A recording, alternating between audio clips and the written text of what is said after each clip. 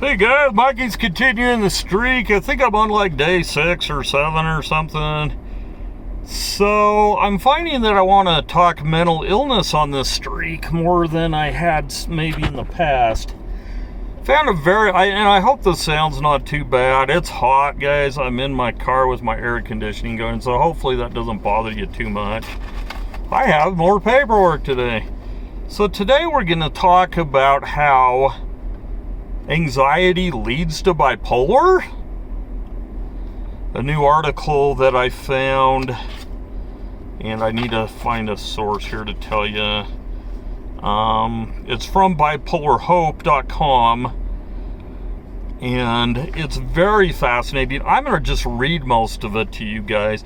This is extremely valuable information for anybody wondering about the correlation between anxiety and bipolar. So without further ado, let's get to it. I hope I can read fast so we can get through it real quick and maybe learn something today. So this says, anxiety disorders are the most prevalent coexisting conditions with bipolar.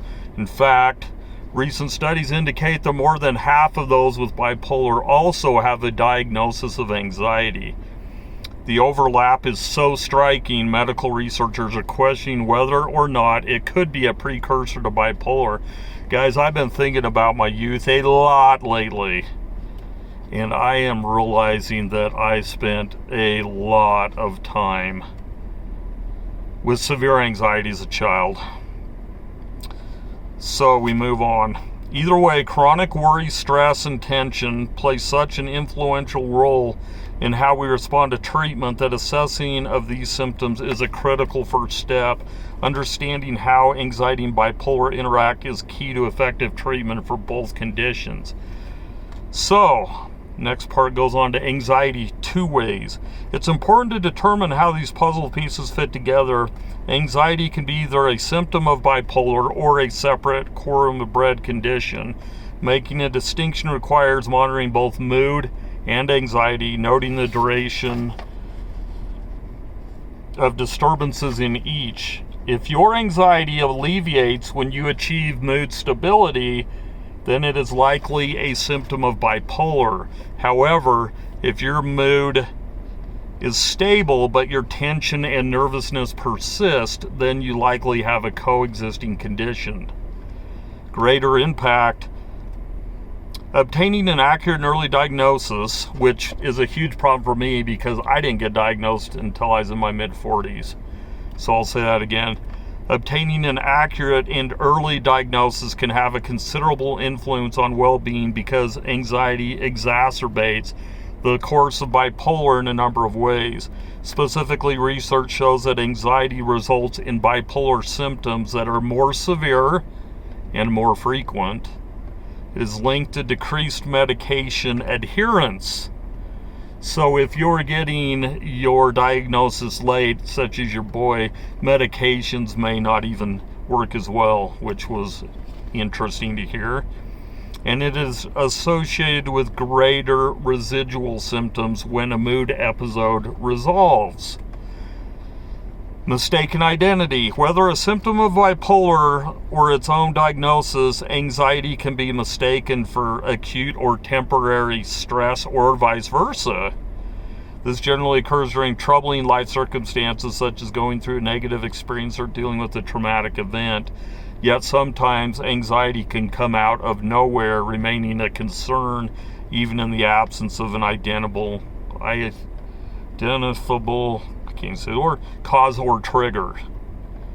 Part of the challenge for diagnosis and treatment is the fact that these two conditions interact in varied ways for different people. Know the symptoms.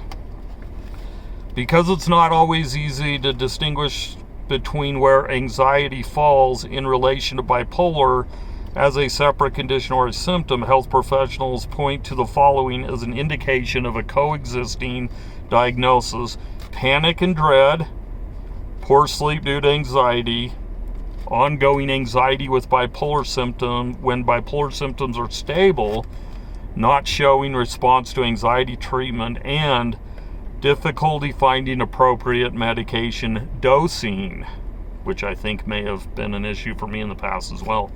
In contrast, when it is a bipolar symptom, anxiety generally presents as irritability or agitation, physical restlessness and racing thoughts, and improved treatment along with other symptoms of bipolar. Setting the scene. Although more research needs to be done, some studies have found that anxiety diagnosis typically precedes the onset of bipolar symptoms and may even represent risk markers for subsequent bipolar diagnosis. This is especially true with generalized anxiety disorder, which I am also diagnosed with, and panic disorder, which I am also diagnosed with. In fact, according to one study, individuals with generalized anxiety disorder were 12 times more likely than the general population to receive a bipolar diagnosis. And those with panic disorder were 10 times more likely to have a comorbid bipolar disorder. What do you do?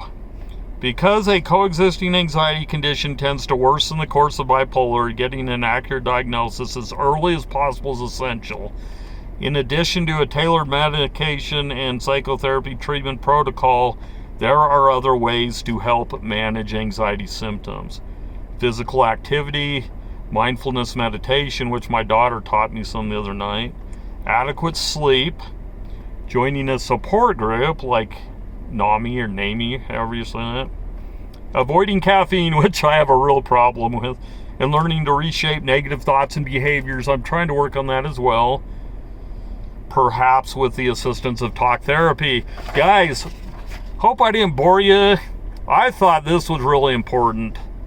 I have found some gems in here that tell me so much about my life and the way that anxiety has worked to bring about my bipolar. And as my wife thinks, anxiety may override my bipolar, and I'm not totally discounting that idea. Hope you good. I hope y'all taking care. I hope this information's helping you and it's just not putting you to sleep. If you know somebody that could use this, please pass it along. All right, guys, that's what it is. It's your boy Mike. I'm actually pretty happy today, so we will probably see you tomorrow.